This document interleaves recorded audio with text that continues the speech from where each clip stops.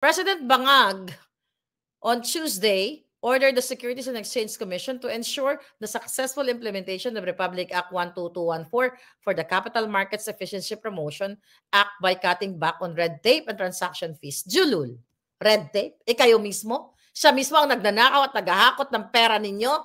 Kaya bawat sasabihin ni Bangag ay wala ng katuturan. Kaya nga hindi ko alam bakit hanggang ngayon pumapayag pa rin kayo na pinamumunuan kayo ng Bangag.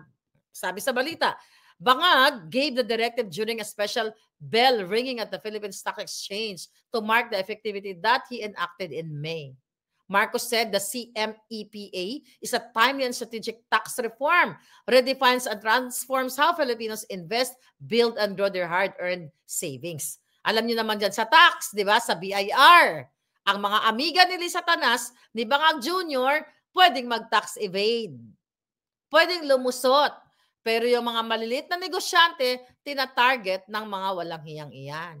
Kaya nga, ang sabi ko sa inyo, ayaw ko kung ano ginagawa ng mga kaalyado ni Pangulong Duterte, yung mga nakinabang kay Pangulong Duterte, na walang pakialam kay Pangulong Duterte, ni hindi man lang nagpapakita ng support, di ba? Hindi man lang dumalaw doon sa Hague, walang naninindigan para wakasan ang mga bangag sa kabila ng ginagawa sa inyong panggigipit.